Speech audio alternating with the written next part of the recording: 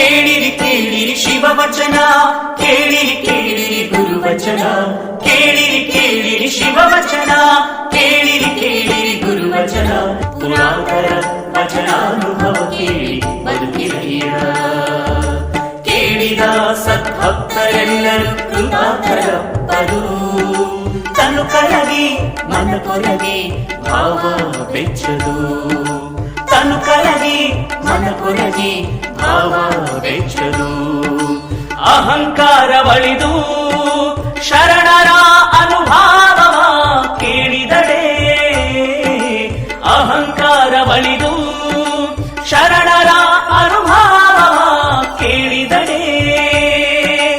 ಅದೇ ಮುಕ್ತಿ ನೋಡಿರಿ, ಅದೇ ಮುಕ್ತಿ ನೋಡಿರಿ, ಅದೇ ಮುಕ್ತಿ ನೋಡಿರಿ, ಅದೇ ಮುಕ್ತಿ ನೋಡಿರಿ. ಇಂತಲ್ಲದೆ ಮನೋವ್ಯಾಕುಲರಾಗಿ ತನ್ನುಟ್ಟಿ ಕೇಳಿದಳಿ, ಇಂತಲ್ಲದೆ ಮನೋವ್ಯಾಕುಲರಾಗಿ ತನ್ನುಟ್ಟಿ ಕೇಳಿದಳಿ. ಉಪದೇಶವೆಂತು ಸಲುದಯ್ಯ ಎತ್ತಳವಡುವುದಯ್ಯ, ಉಪದೇಶವೆಂತು ಸಲುದಯ್ಯ ಎತ್ತಳವಡುವುದಯ್ಯ. ಮಹಾಲಿಂಗ ಕಲ್ಲೇಶ್ವರ, ಮಹಾಲಿಂಗ ಕಲ್ಲೇಶ್ವರ ಗುರುವಚನ ಪರಾಮುಖಂಗೆ, ಗುರುವಚನ ಪರಾಮುಖಂಗೆ. ಎಂದೆಂದು ಭವಲಿಂಗರು ನೋಡ, ಎಂದೆಂದು ಭವಲಿಂಗರು ನೋಡ, ಎಂದೆಂದು ಭವಲಿಂಗರು ನೋಡ, ಎಂದೆಂದು ಭವಲಿಂಗರು ನೋಡ, ಎಂದೆಂದು ಭವಲಿಂಗರು ನೋಡ, ಎಂದೆಂದು ಭವಲಿಂಗರು ನೋಡ.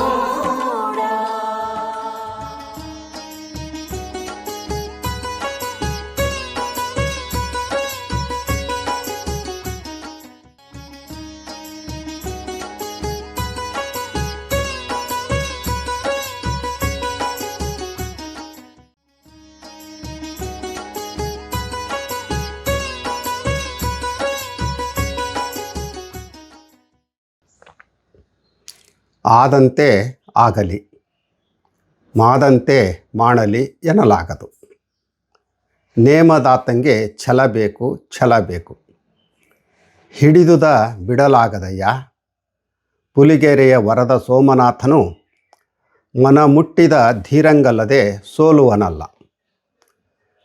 ಮನುಷ್ಯನ ದೃಢ ಸಂಕಲ್ಪ ಮತ್ತು ಸಾಧನೆಯ ಹಾದಿಯಲ್ಲಿ ಇರಬೇಕಾದಂಥ ಛಲ ಮತ್ತು ಮನೋಬಲದ ಮಹತ್ವವನ್ನು ಅಗ್ಗವಣಿ ಹೊನ್ನಯ್ಯನವರು ಈ ವಚನದಲ್ಲಿ ಮನಗಾಣಿಸಿದ್ದಾರೆ. ಇಲ್ಲಿ ಲೌಕಿಕ ಮತ್ತು ಆಧ್ಯಾತ್ಮಿಕ ಸಾಧಕ ಹೇಗಿರಬೇಕು ಅನ್ನುವಂಥ ಎಚ್ಚರಿಕೆಯೂ ಇದೆ. ಕೆಲವರು ತಾವು ಹಿಡಿದಂಥ ಕಾರ್ಯವನ್ನು ಸಂಪೂರ್ಣಗೊಳಿಸುವಂಥ ಮನೋವೃತ್ತಿಯನ್ನು ಹೊಂದಿರೋದಿಲ್ಲ. ಏನೋ ಸ್ವಲ್ಪ ಕೆಲಸ ಮಾಡಿದಂತೆ ತೋರಿಸಿ ಮತ್ತೆ ನಾಳೆ ಮಾಡಿದ್ರಾಯ್ತು ಅಂತ ಸೋಮಾರಿತನ ಅಥವಾ ಉದಾಸೀನ ಮನೋಭಾವವನ್ನು ತಳೀತಾರೆ. ಅದನ್ನೇ ಇಲ್ಲಿ ವಚನಕಾರರು ಆದಂತೆ ಆಗಲಿ, ಮಾದಂತೆ ಮಾಡಲಿ ಎನ್ನಲಾಗದು ಅಂತ ಹೇಳಿದ್ದಾರೆ. ಇದೊಂದು ಗಾದೆಯ ಮಾತಿನ ಹಾಗೆ ಇದೆ. ಬದುಕಿನಲ್ಲಿ ಏನೇ ಸಂಭವಿಸಿದರೂ ಹಣೆ ಬರಹ ವಿಧಿಯಾಟ ಅಂತ ಹೇಳಿ ಕೈಕಟ್ಟಿ ಕುಳಿತುಕೊಳ್ಳೋದಲ್ಲ. ಆದಂತೆ ಆಗಲಿ ಅನ್ನೋಂಥ ಹತಾಶೆ ಅಥವಾ ಸೋಮಾರಿತನ ಸಲ್ಲದು. ಏನೋ ತೊಂದರೆ ಅಂತ ಹೇಳಿ ಮಾಡಬೇಕಾದಂಥ ಕಾಯಕ ಆದಂಗಾಗಲಿ ಅಂದು ಉದಾಸೀನ ತಳಿಬಾರ್ದು. ಅಂತೆಯೇ ಮಾದಂತೆ ಮಾಡಲಿ ಅಂದರೆ ಏನು ನಡೀತೈತೋ ಅದು ನಡೀಲಿ ಅಂತ ವ್ಯಕ್ತಿ ತನ್ನ ಜವಾಬ್ದಾರಿಯಿಂದ ಜಾರಿಕೊಳ್ಬಾರ್ದು ಅನ್ನೋವಂಥ ಎಚ್ಚರಿಕೆ ಇಲ್ಲಿದೆ. ವ್ಯಕ್ತಿ ತಾನು ಮಾಡುವಂಥ ಕಾಯಕವನ್ನು ಮಾಡಲೇಬೇಕು. ಏನೋ ಸಮಸ್ಯೆ ಬಂತು ಅಂತ ಹೇಳಿ ಮಾಡುವ ಕಾಯಕದಲ್ಲಿ ಉದಾಸೀನ ತೋರದೆ ಅದೊಂದು ವ್ರತ ಅನ್ನೋ ಹಾಗೆ ಮಾಡಬೇಕು. ಅಂದರೆ ಮನುಷ್ಯ ಯಾವಾಗಲೂ ಕೂಡ ಕ್ರಿಯಾಶೀಲನಾಗಿ ಎಂಥದೇ ಸಮಸ್ಯೆ ಸವಾಲು ಎದುರಾದರೂ ಅದಕ್ಕೆ ಸೋಲದೆ ಮುಂದುವರಿಬೇಕು. ಬದಲಾಗಿ ಅಯ್ಯೋ ಹಣೆ ಬರ ಏನಿದೆಯೋ ಅದರಂತೆ ಆಗುತ್ತೆ ಬಿಡು ಅಂತ ಹೇಳಿ ಸೋಮಾರಿ ಆಗದೆ ಹಿಡಿದ ಕಾರ್ಯವನ್ನು ಸಾಧಿಸುವಂಥ ಛಲವಂತರಾಗಬೇಕು. ಛಲ ಬೇಕು ಅಂತ ಈ ವಚನದಲ್ಲಿ 2 ಸಲ ಒತ್ತಿ ಹೇಳಿರುವಂಥದ್ದು ಗಮನಾರ್ಹ. ವಚನ ಯಶಸ್ಸಿನ ಮೆಟ್ಟಿಲನ್ನೇರಲಿಕ್ಕೆ ಸ್ಫೂರ್ತಿಯನ್ನು ನೀಡುತ್ತೆ. ಆದಂತೆ ಆಗಲಿ ಅನ್ನುವಂಥ ಹತಾಶೆಯ ಮನೋಭಾವವನ್ನು ಯಾರೂ ಕೂಡ ಬೆಳೆಸ್ಕೊಳ್ಬಾರ್ದು. ಮಾಡುವ ಕಾರ್ಯದಲ್ಲಿ ಎಷ್ಟೇ ಅಡೆತಡೆಗಳು ಬಂದರೂ ಕೂಡ ಅದನ್ನು ಪೂರ್ಣಗೊಳಿಸುವಂಥ ಛಲ ಮತ್ತು ಮನೋಬಲ ಇರಬೇಕು. ಹಿಡಿದುದ ಬಿಡಲಾಗದು ಅಂದರೆ ಕೈಗೆತ್ತಿಕೊಂಡಂಥ ಕಾರ್ಯವನ್ನು ಏನೋ ಕಾರಣಕ್ಕೆ ಅರ್ಧಕ್ಕೆ ಬಿಡುವಂಥದ್ದು ಸೋಮಾರಿತನದ ಸಂಕೇತ. ಅದು ಸೋಲಿಗೆ ಬೆನ್ನು ತೋರಿಸಿದಂತೆ. ವ್ಯಕ್ತಿ ಹಾಗೆ ಬೆನ್ನು ತೋರಿಸದೆ ಮುನ್ನುಗ್ಗಿ ತಾನು ಹಿಡಿದ ಕಾರ್ಯವನ್ನು ಸಾಧಿಸುವಂಥ ಛಲವಂತನಾಗಬೇಕು. ಆಗ ಮನೆಯಲ್ಲಾಗಲಿ ಸಮಾಜದಲ್ಲಾಗಲಿ ಅವನಿಗೆ ಗೌರವ ಯಶಸ್ಸು ದಕ್ಕುತ್ತೆ. ಇದು ಲೌಕಿಕ ಅರ್ಥ. ಆದರೆ ಪಾರಮಾರ್ಥಿಕ ಅರ್ಥವೂ ಕೂಡ ಈ ವಚನಕ್ಕೆ ಐತಿ. ನೇಮದಾತಂಗೆ ಛಲ ಬೇಕು ಅಂತ ಹೇಳಿದ್ದಾರೆ. ಭಕ್ತಿ ಅಥವಾ ಆಧ್ಯಾತ್ಮಿಕ ಮಾರ್ಗದಲ್ಲಿ ನಡೆಯುವವರಿಗೆ ನಿಷ್ಠೆ ಇರಬೇಕಾದದ್ದು ಅಗತ್ಯ ಮತ್ತು ಅನಿವಾರ್ಯ. ಭಕ್ತಿ, ಧ್ಯಾನ, ಪೂಜೆ ಇವು ಇವತ್ತು ಮಾಡಿ ನಾಳೆ ಬಿಡುವಂಥವಲ್ಲ. ಬದುಕಿನಲ್ಲಿ ಒಂದು ಬದ್ಧತೆ, ದೃಢ ಸಂಕಲ್ಪ ಅತ್ಯವಶ್ಯಕ. ಆದರೆ ಎಷ್ಟೋ ಜನರು ಲೌಕಿಕವಾಗಿ ಆಗಲಿ ಆಧ್ಯಾತ್ಮಿಕವಾಗಿ ಆಗಲಿ ಛಲವಂತರಾಗಿ ಗುರಿ ಮುಟ್ಟುವಂಥ ಸಂಕಲ್ಪ ಮಾಡದೆ ಹೊತ್ತು ಬಂದಂತೆ ಕೊಡೆ ಹಿಡಿಯುವಂಥ ಪ್ರವೃತ್ತಿಯುಳ್ಳವರು ಆಗಿರ್ತಾರೆ. ಅಂಥವ್ರಿಗೆ ಈ ವಚನ ಎಚ್ಚರಿಕೆಯ ಗಂಟೆ ಆಗಿದೆ. ಲಿಂಗಾಂಗ ಸಮರಸ ಸುಖ ಅನುಭವಿಸ್ಬೇಕು ಅಂದರೆ ಲಿಂಗನಿಷ್ಠೆ ಗಟ್ಟಿಗೊಳ್ಳಬೇಕು. ಸಾಧಕ ಕಾಯಕದ ಜೊತೆಗೆ ಇಷ್ಟಲಿಂಗ ಪೂಜೆಯನ್ನು ಒಂದು ವ್ರತದ ಹಾಗೆ ಮಾಡಬೇಕು. ದೇವರು ಬಾಹ್ಯಾಡಂಬರದ ಪೂಜೆಗೆ, ಕೇವಲ ಭಕ್ತಿಯ ಮಾತಿಗೆ ಒಲಿಲಿಕ್ಕೆ ಸಾಧ್ಯ ಇಲ್ಲ. ಮನಸ್ಸು ಭಕ್ತಿಯ ಭಾವದಿಂದ ತುಂಬಿರಬೇಕು. ಹಿಡಿದುದ ಬಿಡದಿದ್ದರೆ ಕಡೆಗೆ ಚಾಚುವ, ಅಲ್ಲದಿದ್ದಡೆ ನಡು ನೀರಲದ್ದುವ ನಮ್ಮ ಕೂಡಲ ಸಂಗಮ ದೇವ ಅಂತ ಬಸವಣ್ಣವ್ರು ಹೇಳ್ತಾರೆ. ಎಂಥ ಕಠಿಣ ಪರೀಕ್ಷೆ ಬಂದರೂ ಮನುಷ್ಯ ನಂಬಿಕೆಯನ್ನು ಕಳ್ಕೊಳ್ಬಾರ್ದು. ಛಲ ಮತ್ತು ಮನೋಬಲವನ್ನು ಬೆಳೆಸ್ಕೊಂಡು ಕಾಯಕ ಮಾಡುವ ವ್ಯಕ್ತಿಗೆ ಮಾತ್ರ ಲಿಂಗಯ್ಯ ಒಲಿತಾನೆ. ಮನ ಮುಟ್ಟಿದ ಧೀರನಿಗಲ್ಲದೆ ಸೋಲುವನಲ್ಲ ಅಂತ ಹೇಳಿದ್ದಾರೆ ಹೊನ್ನಯ್ಯನವರು. ಭಗವಂತ ಸೋಲುವಂಥದ್ದು ಮನಮುಟ್ಟಿ ಪೂಜಿಸುವಂಥ ಧೀರನಿಗೆ ಮಾತ್ರ. ಸಾಧಕನಿಗೆ ಬಾಹ್ಯ ಶಕ್ತಿಗಿಂತ ಆತನ ಮನೋಬಲ, ಆತ್ಮಬಲ ಮುಖ್ಯ. ಲೌಕಿಕ ಕಾಮನೆಗಳಿಗೆ ಮನಸೋಲದೆ ಗುರಿಯ ಕಡೆಗೆ ಸಾಗುವಂಥ ಸ್ಥಿರತೆ ಆಧ್ಯಾತ್ಮದ ಅಡಿಪಾಯ. ಈ ವಚನದ ಮೂಲಕ ಹೊನ್ನಯ್ಯನವರು ಹೇಳಬಯಸುವಂಥದ್ದು ಲೌಕಿಕ ಇಲ್ಲವೇ ಆಧ್ಯಾತ್ಮಿಕ ಸಾಧನೆ ಮಾಡಲಿಕ್ಕೆ ಮುಖ್ಯವಾಗಿ ಬೇಕಾದ್ದು ಛಲ ಅಂತ. ಮನುಷ್ಯ ಸೋಮಾರಿಯಾಗದೆ, ವಿಧಿಯಾಟ, ಹಣೆ ಬರ ಅಂತ ಅನ್ನದೆ ತಾನು ಮಾಡಬೇಕಾದಂಥ ಕಾಯಕವನ್ನು ಶ್ರದ್ಧಾಭಕ್ತಿಯಿಂದ ಮಾಡುವಂಥ ಸಂಕಲ್ಪ ತಳಿಬೇಕು. ಆಗ ಲೌಕಿಕ ಕ್ಷೇತ್ರದಲ್ಲೇ ಆಗಲಿ ಆಧ್ಯಾತ್ಮಿಕ ಕ್ಷೇತ್ರದಲ್ಲೇ ಆಗಲಿ ಯಶಸ್ಸನ್ನು ಪಡೀಲಿಕ್ಕೆ ಸಾಧ್ಯ. ಅದನ್ನು ಬಿಟ್ಟು ಆದಂಗಾಗಲಿ ಅನ್ನುವಂಥ ಸೋಮಾರಿತನ ಅಥವಾ ಹತಾಶೆ ಸಲ್ಲದು. ಮುಂದುವರೆದು ನಡೆಯುವುದು ನಡೀತಾ ಇದೆ ಅನ್ನುವಂಥ ಭಾವನೆಯೂ ಬೇಡ. ಹಾಗೆ ಹೇಳುವಂಥದ್ದು ಬೇಜವಾಬ್ದಾರಿಯ ಸಂಕೇತ. ಎಷ್ಟೋ ಜನರು ಒಂದು ಕೆಲಸವನ್ನು ಹಿಡಿದ ಮೇಲೆ ಅದನ್ನು ಪೂರ್ಣಗೊಳಿಸಬೇಕು ಅನ್ನೋದೇ ಅರ್ಧಕ್ಕೆ ಬಿಟ್ಟು ಮತ್ತೇನನ್ನೋ ಮಾಡಲಿಕ್ಕೆ ಮುಂದಾಗ್ತಾರೆ. ಅಂಥವರು ಜೀವನದಲ್ಲಿ ಯಶಸ್ಸನ್ನು ಕಾಣೋದು ಬಿಸಿಲು ಕುದುರೆ ಇದ್ದ ಹಾಗೆ. ವಿವೇಕಯುಕ್ತ ದಾರಿ ಬಹಳ ಮುಖ್ಯ. ಶರಣರು ಇಂಥ ಗಟ್ಟಿ ನಿಲುವಿನಿಂದಾಗಿಯೇ 12ನೇ ಶತಮಾನದಲ್ಲಿ ಏನೆಲ್ಲ ಸಾಧನೆ ಮಾಡಲಿಕ್ಕೆ ಸಾಧ್ಯ ಆಯಿತು. ಅವರು ಹಣೆ ಬರ ಅಂತ ಹೇಳಿ ಕಾಯಕ ಶ್ರದ್ಧೆಯಿಂದ ದೂರ ಆಗಲಿಲ್ಲ.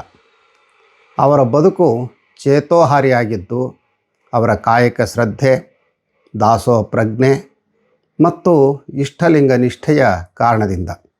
ಈ ನೆಲೆಯಲ್ಲಿ ಏನೇ ಕಾರ್ಯ ಮಾಡಿದರೂ ಅದೊಂದು ನಿಯಮ, ವ್ರತ ಅನ್ನುವಂಥ ಅರಿವು ಬಂದಾಗ ಹಿಡಿದ ಕಾರ್ಯವನ್ನು ಅರ್ಧಕ್ಕೆ ಬಿಡದೆ ಅದನ್ನು ಪೂರ್ಣಗೊಳಿಸ್ತಾರೆ. ಅದು ಲೌಕಿಕ ಅಥವಾ ಆಧ್ಯಾತ್ಮಿಕ ಕ್ಷೇತ್ರಕ್ಕೆ ಸಂಬಂಧಿಸಿದಂಥ ಕಾರ್ಯ ಆಗಿರಬಹುದು.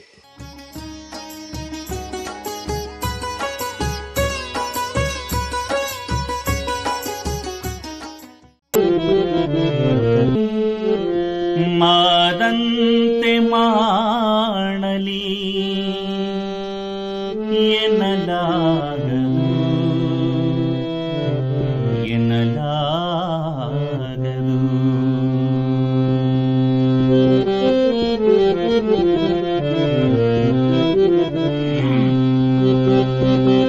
ಆದಂತೆಯಾಗಲಿ ಮಾದಂತೆ ಮಾಡಲಿ ಎನ್ನಲಾಗದು ಆದಂತೆಯಾಗಲಿ ಮಾದಂತೆ ಮಾಡಲಿ ಎನ್ನಲಾಗದು ನೇಮದಾತಂಗೆ ಚಲಬೇಕು ನೇಮದಾತಂಗೆ ಚಲಬೇಕು ಹಿಡಿದುದ ಬಿಡಲಾಗದಯ್ಯ ಹಿಡಿದುದ ಬಿಡಲಾಗದಯ್ಯ ಆದಂತೆಯಾಗಲಿ ಮಾದಂತೆ ಮಾಡಲಿ ಎನ್ನಲಾಗದು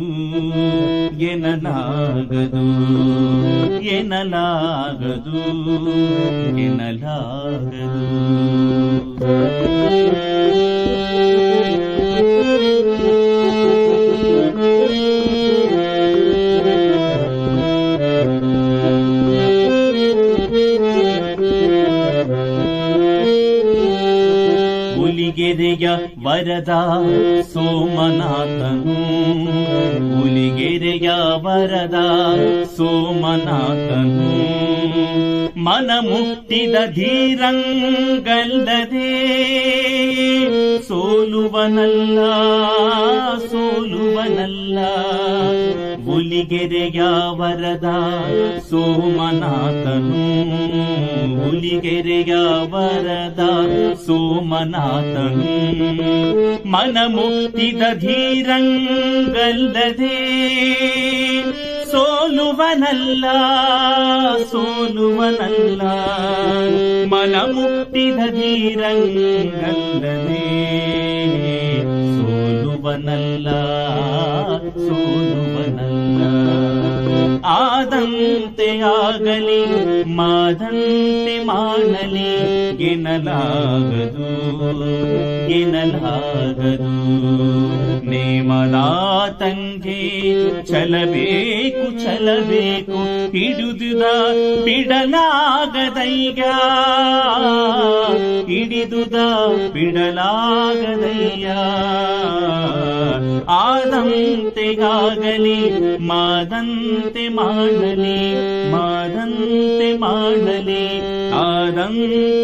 ಆಗಲಿ